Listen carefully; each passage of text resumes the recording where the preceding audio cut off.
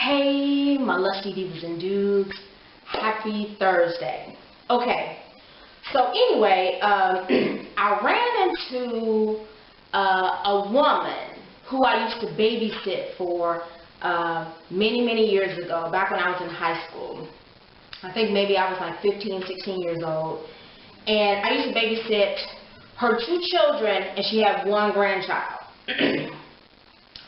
But let me tie this story into actually the subject of today's video. The subject of today's video is the definition of a hustler. Okay, I've done this video before, but I kind of wanted to elaborate just on personal experiences and personal relationships that I have with hustling type of people. Okay, so basically, to me, what a definition of a hustler is that when you wake up stretching, morning, yawning, and you put both feet on the ground, you can pretty much do whatever the fuck you want to do that entire day and not have to worry about no bills getting paid, not have to worry about no money being made. You don't have to worry about nothing, because all that shit is going to be taken care of by whatever means you use to take care of them that, you know, is on your terms. You know what I'm saying? You don't clock in and out of a 9-to-5 job. You don't work for nobody. You're not on a schedule. You get money regardless of whatever the fuck you do. You're not on nobody's time but your own. But to me, that is the definition of a hustler. Okay, and let me get back to the story of this woman I used to babysit for. I did a blog about her some years ago because I was just in awe of her. Okay, she was an older woman. She was probably in her 50s, but she had small children. She had like a 7-year-old, and she had like a 12-year-old, and her granddaughter was like maybe 6 or 5 or something like that. And I used to babysit her, you know, kids and her grandkids while she went out or whatever. But anyway, she lived in like this $500,000 house. She drove Cadillacs and you know, all these, back in the day, a Cadillac or a Lexus was the motherfucking thing to have. You know what I'm saying? In the early to mid 90s, having a Lexus or having, you know, a Acura Legend, or having, you know what I'm saying? There were certain cars that black people had that kind of gave them, you know, status without necessarily giving them status. So Cadillacs and motherfucking Lexuses were like really popular back in the 90s for like black folks. Black folks wanted Lexuses and shit like that. So anyway, the thing about this woman is that she was racially ambiguous.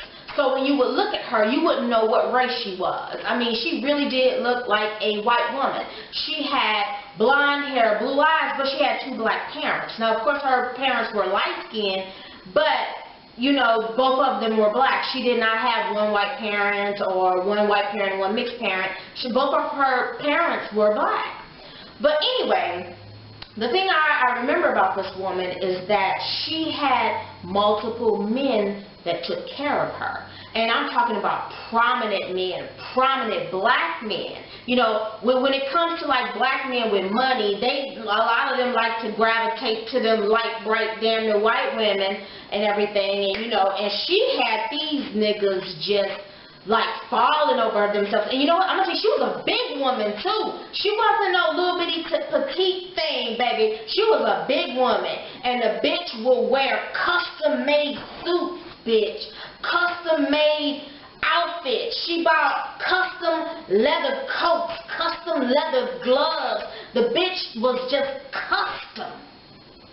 She was custom. Okay? She would go out to eat every fucking day. Okay? Every day. Her and all of her girlfriends were just like her.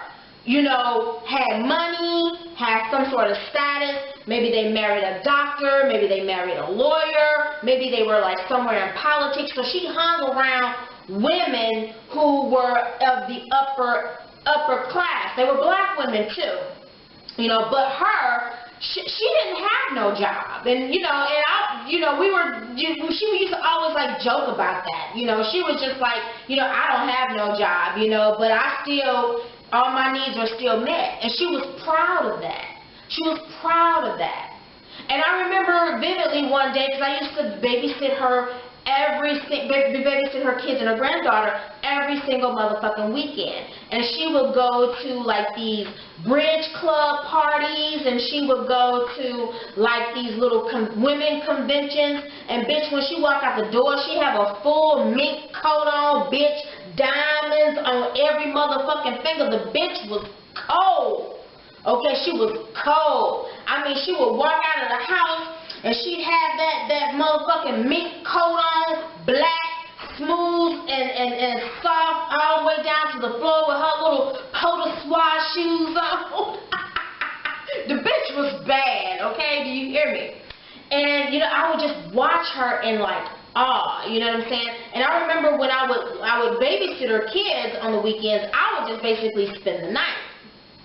So she would come and pick me up from school on Friday or whatever, and then, you know, I let my mom know, hey, you know, so-and-so picked me up. I'm going to be with her all weekend. I'll see you guys on Sunday. So I would be with her kids from, like, Friday to Sunday, okay? And, you know, her refrigerator will be stocked with food. Her pantry will be stocked with motherfucking food. You know what I'm saying? She would leave, like, money with her. I think her daughter was, like, 12 or something. Like, she would leave money with her daughter, 12, you know, and it leave like $200. And so, you know, at the time I didn't fucking have no car, so I don't know what the fuck we could have did with $200. But, you know, the girl would be like, hey, my mom left $200 if you know, wanted to do something with us. And I'd be like, well, damn, what can I do? I ain't got no car, and blah, blah, blah. And a few times, you know, my mom came and picked us up and took us to the movies and blah, blah, blah, blah, blah. Took us to the mall. And yes, I spent all of that motherfucking money. I spent it. I got the kids something to eat, but the rest was on me. That was my motherfucking money. Okay? I think about that shit. Oh my God. So yes, she would leave her daughter with like $200, right? And I would straight fucking take the money. It's like, give me that money.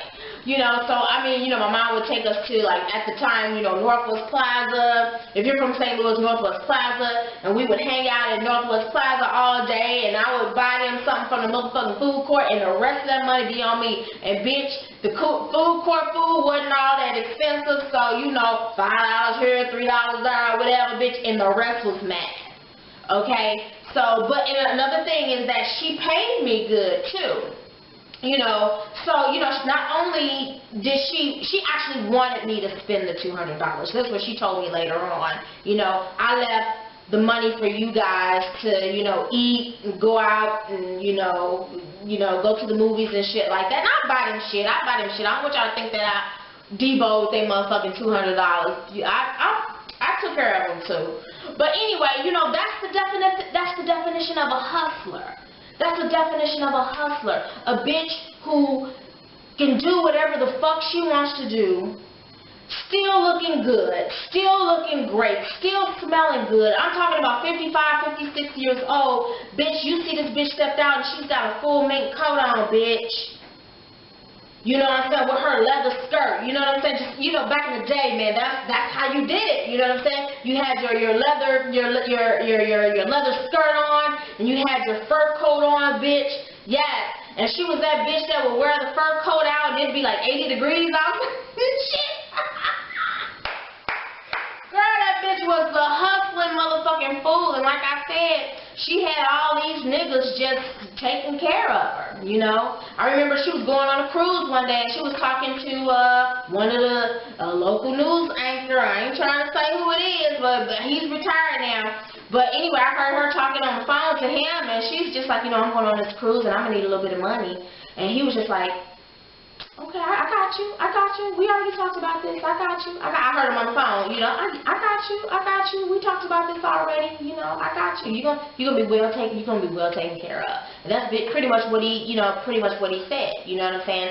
So, you know, she was just letting him know, motherfucker, don't forget that you said you was gonna take care of me for my trip. So, you know what I'm saying? You said you was gonna give me, you know, X, Y, Z amount of money. So I'm expecting you to make good on that. And he was just like, I got you. I got you. I got you. Just don't worry about it. I got you. You know. So, I mean, that bitch was hustling, you know, and I'm going to tell you, you know, I mean, that's how I fucking want to be. I don't want to be like that, right? You know, just fabulous at 50. Bitch, doing nothing all day but running errands, bitch. That's the life, bitch. Running errands all motherfucking day, getting your hair and your motherfucking nails done, going out to eat, meeting one of your girlfriends over at Longhorn, y'all eat.